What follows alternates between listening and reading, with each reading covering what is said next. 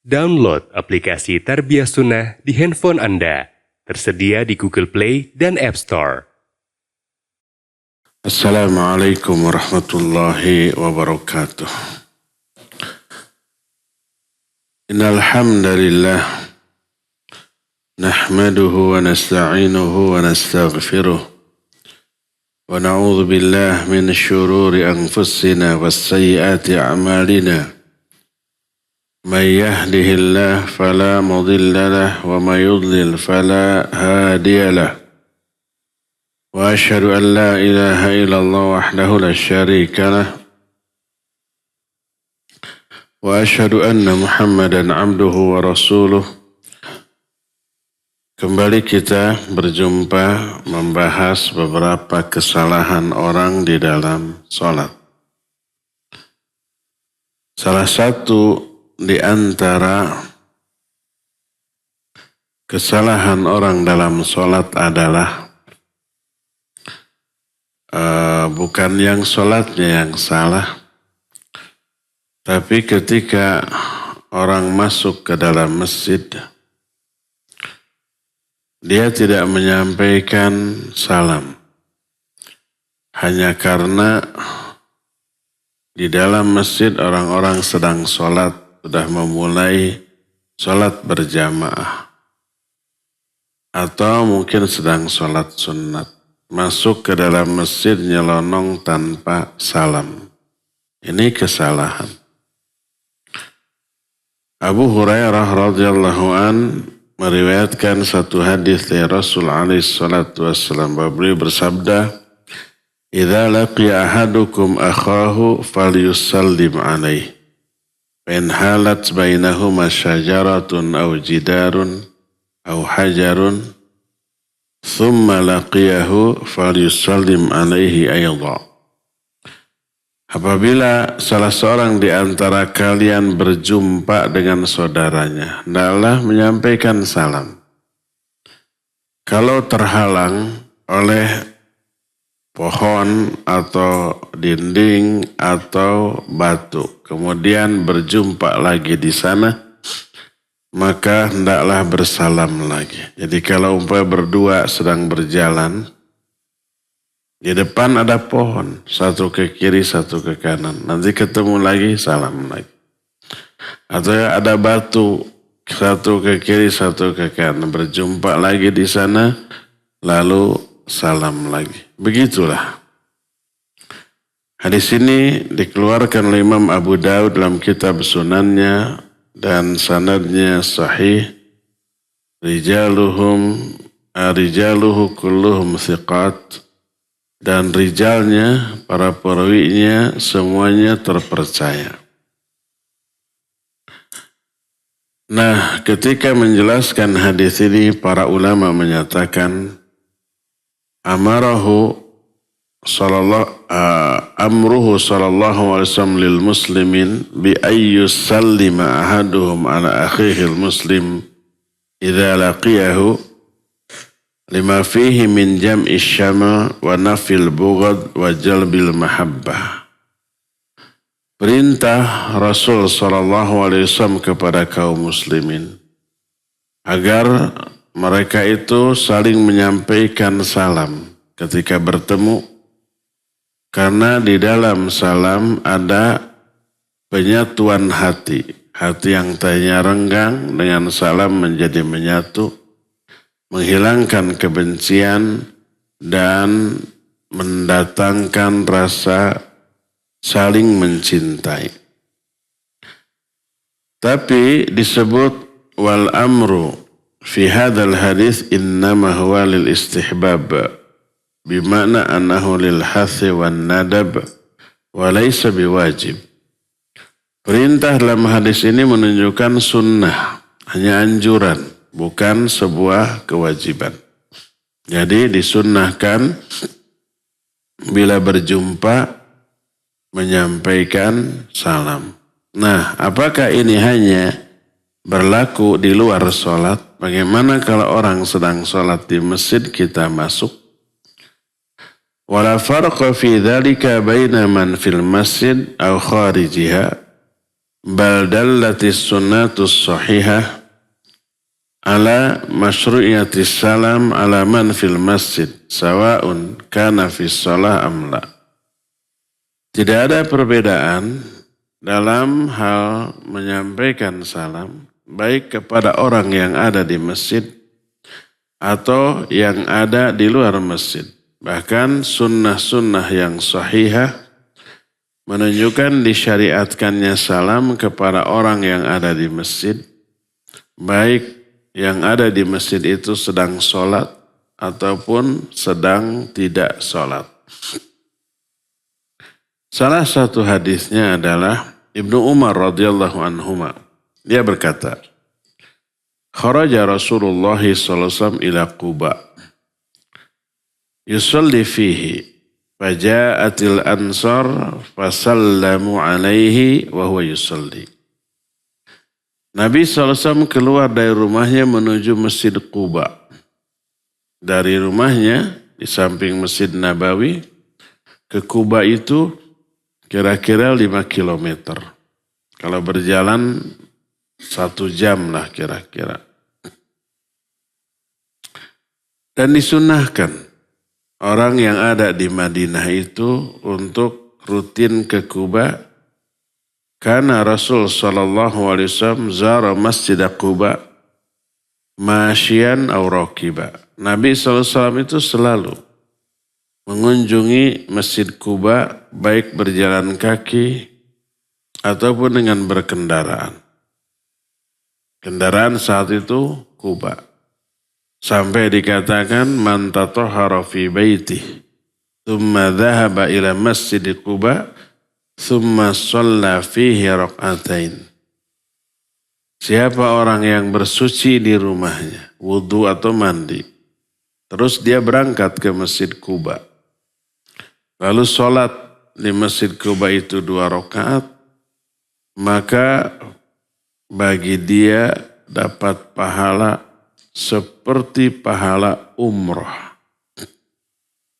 Makanya jamaah haji, jamaah umrah ketika berkunjung ke Madinah selalu ada agenda mengunjungi Masjid Quba.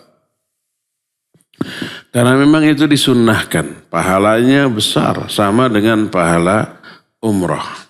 Nah, apalagi sekarang ini mah ada jalur khusus untuk berjalan dari Masjid Nabawi ke Masjid Quba, berjalan 1 jam. Kalau yang capek lelah ada mobil golf gitu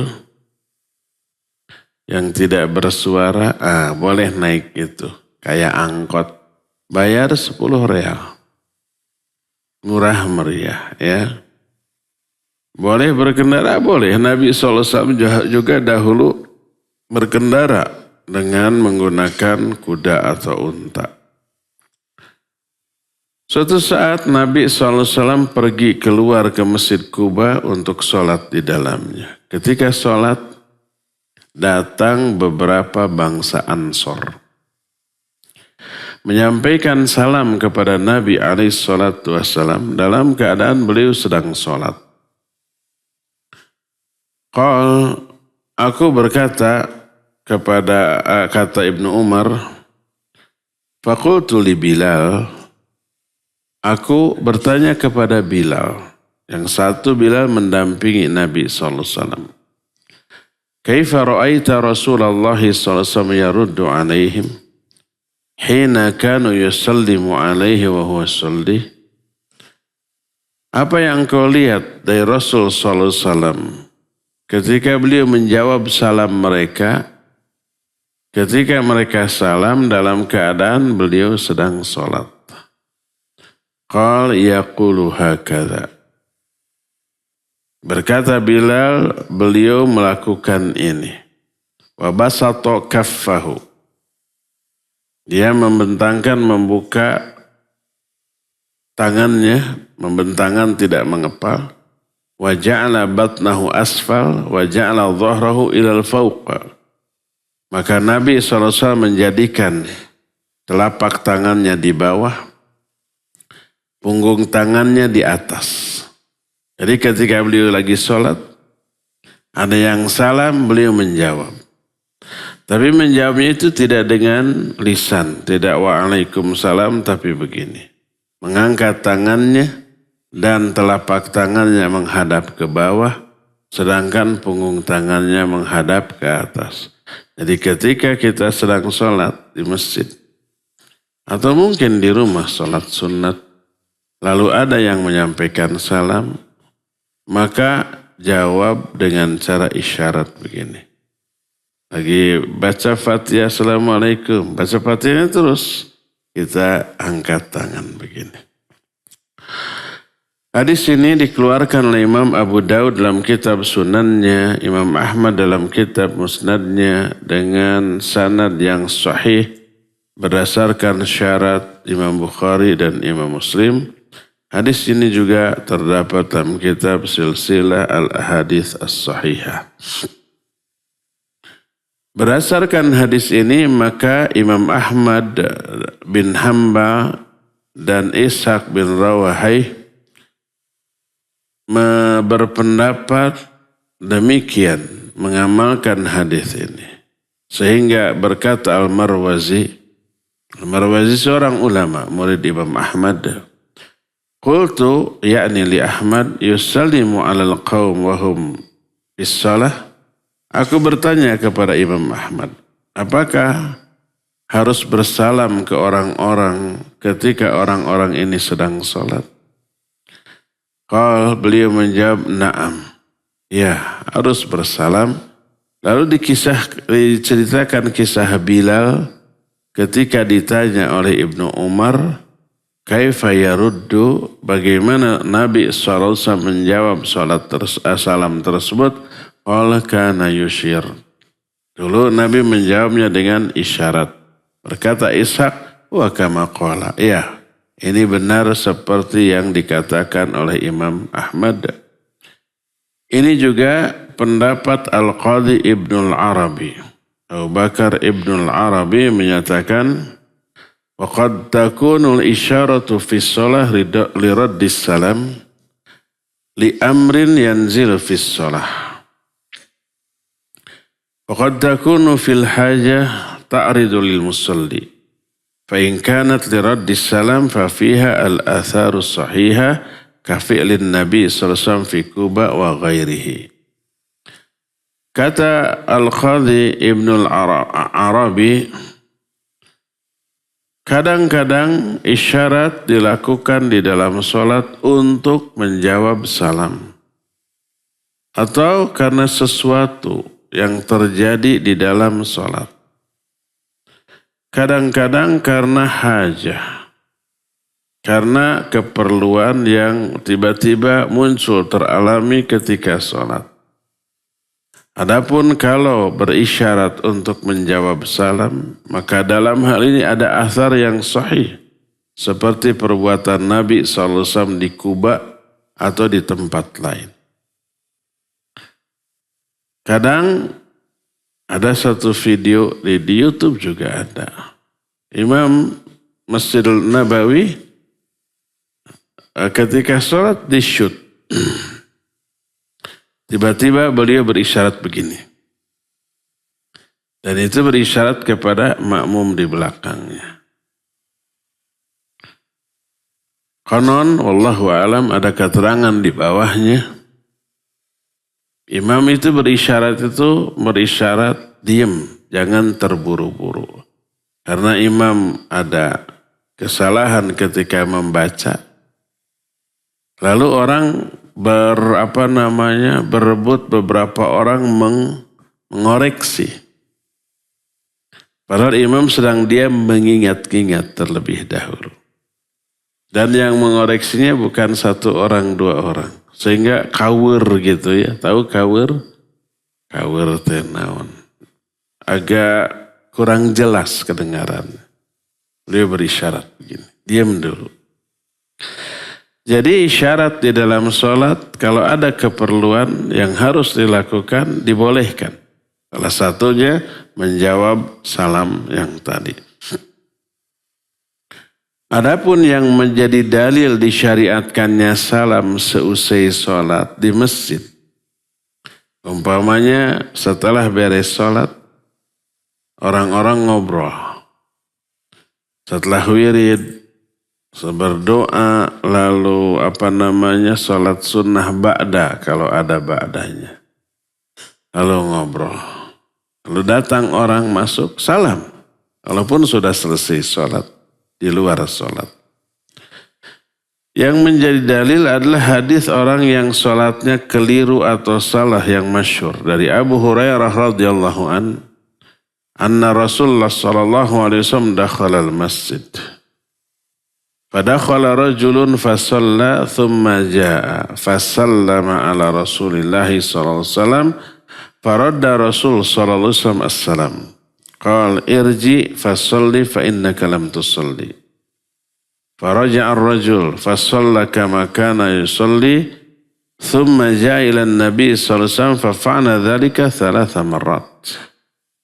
Nabi ada di masjid alaihi salatu wassalam, terus datang orang masuk ke masjid. Lalu orang ini sholat. Selama sholat dilihat oleh Nabi alaihi salatu wassalam. Selesai sholat dia datang kepada Nabi lalu menyampaikan salam. Assalamualaikum. Oleh Nabi SAW dijawab.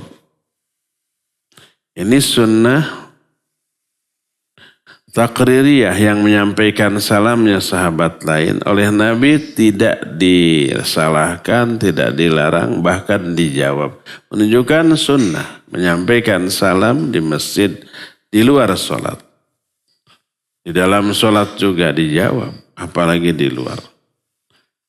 Lalu Nabi SAW berkata kepada orang itu, kamu kembali sholat lagi karena kamu belum sholat. Orang itu sudah sholat. Tapi oleh Nabi disuruh mengulang karena kamu belum sholat. Maknanya sholat yang tadi itu tidak sah. Harus diulang. Orang itu kembali lalu sholat seperti tadi. Setelah sholat datang lagi menyampaikan salam. Dijawab salamnya lalu irji fa innaka fasalli fa innaka lam tusalli. Kamu balik lagi. Salat lagi. Kamu belum salat. Sampai 3 kali. Setelah 3 kali orang tadi menyatakan, ya Rasulullah, aku tidak bisa salat lebih baik daripada yang tadi. Itu salat terbaiknya. Alimni, maka ajarkan kepadaku. Lalu diajarkan tata cara salat yang benar. Hadis ini diriwayatkan oleh Imam Bukhari dan Imam Muslim dan yang lain-lainnya dengan sanad yang sahih. Berkata Syekh Al-Albani rahimahullah ketika menerangkan hadis ini, wabihi istadalla Siddiq Hasan Khan fi Tanazzulil Abrar ala annahu idza sallama alaihi insanun thumma laqiyahu ala qurbin yusannu lahu ay yusallima thaniyan aw thalithan. Siddiq Hasan Khan berdalil dengan hadis ini bahwa apabila seseorang salam kemudian terpisah sebentar, kemudian ketemu lagi. Disunnahkan untuk bersalam lagi 2 kali atau 3 kali enggak masalah. Seperti umpamanya kita lagi berkumpul di masjid, ngobrol, terus salah seorang keluar dulu. Mungkin ke WC atau ngambil sesuatu lalu masuk lagi, salam lagi. Terus umpamanya berdiri lagi mau ngambil mushaf di pojok. Ambil, datang lagi, salam lagi. 2, 3 kali, 4, 5 kali enggak masalah selama terpisah sebentar. Maka menyampaikan salam lagi. Lalu beliau melanjutkan wa fihi dalilun aidan ala masyru'iyatis salam ala man fil masjid.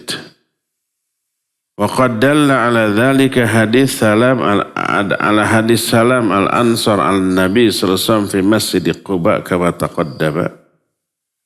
Ma hadza kullihi najidu ba'dal muta'assibina la ya'ba'una bihadhi sunnah. Fadakhala ahaduhumul masjid wa yusallimu ala man fihi za'imina annahu makruh. Di dalam hadis tadi juga terkandung dalil disyariatkannya salam kepada orang yang ada di masjid.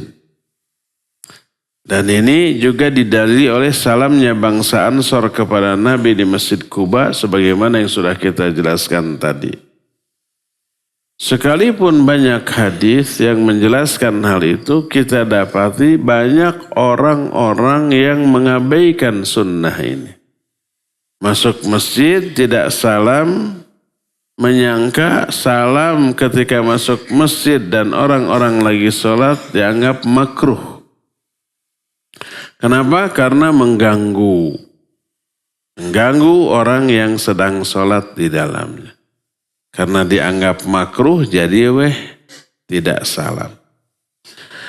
Jadi kesimpulannya salam termasuk juga bersalaman disyariatkan ketika berjumpa dan juga ketika berpisah. Walaupun berpisahnya itu hanya sebentar. Hanya beberapa detik. Umpamanya kita lagi ngariung di juru, di pojok masjid. Lalu salah seorang ngambil mushaf. Balik lagi, walaupun hanya 10 detik berpisahnya, salam lagi. Baik di dalam masjid atau di luar masjid. Termasuk yang di dalam masjid itu lagi sholat atau di luar masjid lagi sholat. Seperti di rumah, salam nggak apa-apa. Dan nanti orang yang sholatnya menjawab salam dengan isyarat. Nah, ada lagi sesuatu kesalahan orang ketika beres sholat, wirid dan sesuatu terpisah, lalu datang lagi, kemudian berjumpa, kemudian salam, orang yang diberi salam menjawab taqabbalallah. Seolah-olah ucapan taqabbalallah itu sudah menggantikan jawaban salam. Padahal tidak. Allah berfirman dalam Al-Quran surah An-Nisa 86, wa idza huyitum bitahiyyatin fahayyu bi ahsana minha aw rudduha. Innallaha kana ala kulli syai'in hasiba. Kalau kalian diberikan penghormatan, termasuk salam, jawablah, balaslah penghormatan itu dengan yang lebih baik atau yang sama. Seperti contoh umpamanya kalau ada orang menyampaikan Assalamualaikum warahmatullahi wabarakatuh. Tidak boleh kita menjawab Waalaikumsalam saja sampai di sana. Kenapa? Karena orang itu mendoakan, menghormati dengan 3 doa. Pertama salam, kedua rahmat, ketiga barokah. Kan itu yang terkandung dalam salam yang lengkap. Assalamualaikum warahmatullahi wabarakatuh. Kita menjawabnya dengan doa 1 kali. Waalaikumsalam warahmatullahi wabarakatuhnya tidak terjawab. Padahal minimal yang sama. Syukur-syukur kalau lebih. Kalau umpamanya orang salam, Assalamualaikum, sudah sampai sana. Jawab dengan yang lebih baik, Waalaikumsalam warahmatullahi wabarakatuh. Dia mendoakan 1 doa ke kita, kita balas dengan 2 atau dengan 3. Waalaikumsalam warahmatullahi wabarakatuh. Sampai sana boleh. Lebih lengkap, warahmatullahi wabarakatuh. Kita membalas dengan 3 doa. Dia hanya mendoakan 1 doa, kita membalasnya dengan 2 atau 3. Minimal sama. Assalamualaikum, waalaikumsalam. Minimal boleh sampai sana. Karena sama.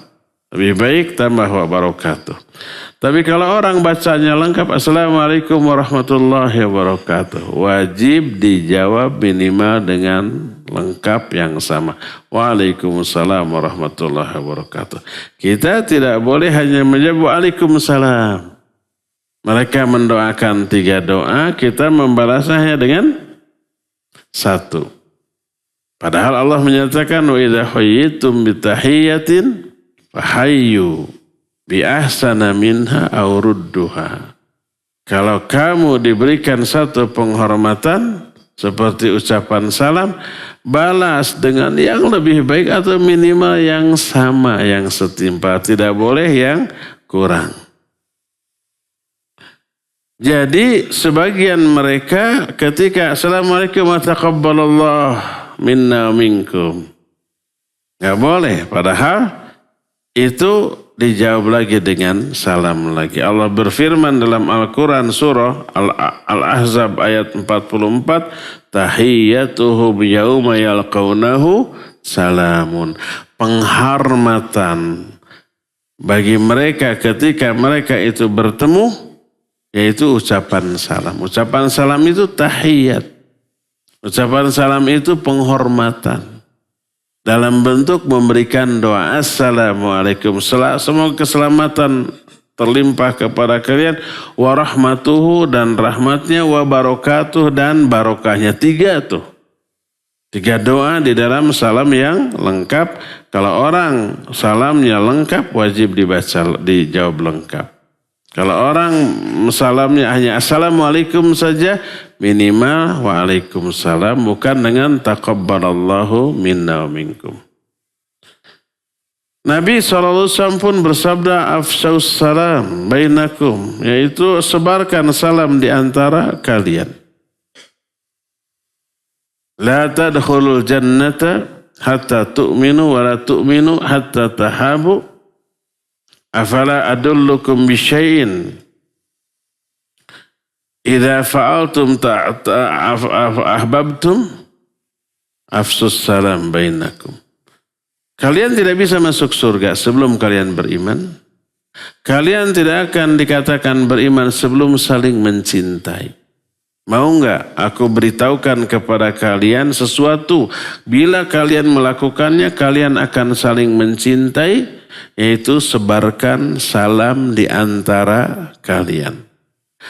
Berdasarkan hal itulah maka ketika kita masuk ke dalam masjid atau bertemu dengan orang maka disunnahkan salam. Ini sunnah, tapi menjawabnya adalah wajib. Walaupun orang itu di dalam masjid sedang pada sholat, nggak apa-apa salam. Assalamualaikum. Suaranya keras? Iya keras. Nanti orang yang sedang sholat menjawab. Bagaimana menjawabnya? Dengan isyarat mengangkat tangan dengan posisi punggung ke atas, punggung tangan ke atas dan telapak tangan ke bawah. Begini. Ya, nggak perlu dijawab dengan lisan waalaikumsalam. Baik dalam sholat fardu ataupun di dalam sholat sunnah ini sama-sama berlaku ya. Inilah kajian kita di pagi hari ini tentang memberi salam kepada orang yang sedang sholat dan itu adalah sunnah dan jawaban orang yang sholat bukan dengan lisan tapi dengan apa? Isyarat ya. Sekarang kita masuki sesi tanya jawab. Kalau ada pertanyaan dari kalian dipersilakan. Assalamualaikum warahmatullahi wabarakatuh. Waalaikumsalam warahmatullahi wabarakatuh. Ustaz izin bertanya. Nama? Namanya Sultan dari Margasi. Ustaz izin bertanya. Apabila ada seseorang yang sedang melaksanakan tasyahud akhir lalu ia salam, apakah orang yang di sampingnya juga wajib untuk menjawab salam tersebut? Iya. Kalau ada orang yang sholat sunnah sendirian, kita ada di sampingnya lagi duduk. Lalu ketika orang itu salam, salamnya salam sebagai rukun terakhir sholat. Baik ke kanan atau ke kiri. Wajibkah dijawab? Tidak. Tidak wajib dijawab. Pertama karena tidak ada nas, tidak ada perintah dari Nabi SAW kalau kalian melihat orang yang sholat lalu salam, jawablah salam. Enggak ada. Itu sunnah qauliyahnya tidak ada, demikian juga sunnah fi'liyahnya. Nabi ataupun para sahabat tidak menjawab salamnya orang-orang yang bersalam ketika sholat. Beres sholat, Assalamualaikum, Assalamualaikum, tidak disunnahkan untuk dijawab Waalaikumsalam, Waalaikumsalam, tidak ya. Itu kekhususan di dalam sholat, maka tidak disunnahkan untuk menjawabnya. Wallahu a'lam. Assalamualaikum warahmatullahi wabarakatuh. Waalaikumsalam warahmatullahi. Nama saya Malik Badar. Afwan Ustadz izin bertanya.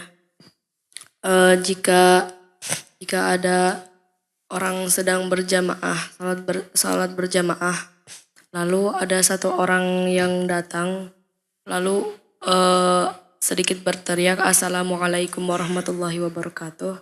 Apakah semua jamaah itu harus mengangkat tangan dengan mengangkat tangan berisyarat? Menjawab. Ya, Quran Ustaz. Taib, barakallahu fiik. Apa hukum menjawab salam fardu kifayah? Artinya kalau ada salah satu di antara mereka sudah menjawab, gugurlah kewajiban bagi yang lainnya.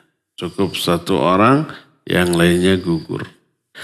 Tapi yang memperoleh pahala hanya yang menjawab. Jadi bagi yang lainnya menjadi sunnah. Tapi kalau semuanya menjawab, semuanya dapat pahala.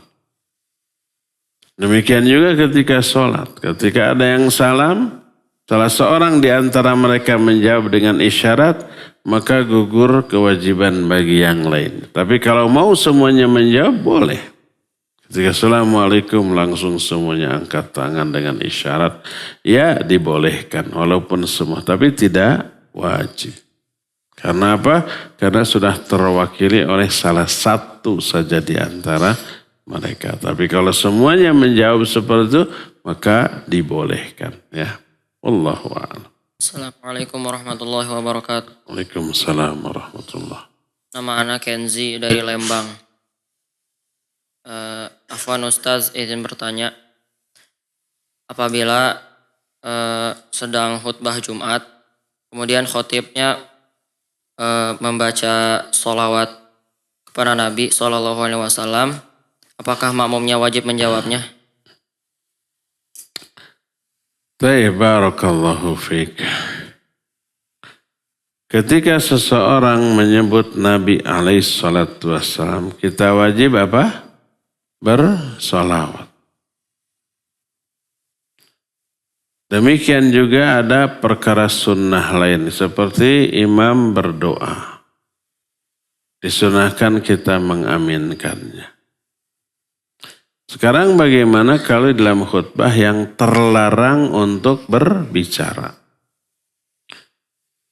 Idza qulta li sahibika ansit. Idza qulta li sahibika yaumal jum'ah ansit. Wal imamu yakhtub faqad laghauta. Faman lagha fala jum'atalah. Kalau kamu berbicara kepada temanmu pada hari Jumat, diam, diam. Kalau imam sedang berkhutbah.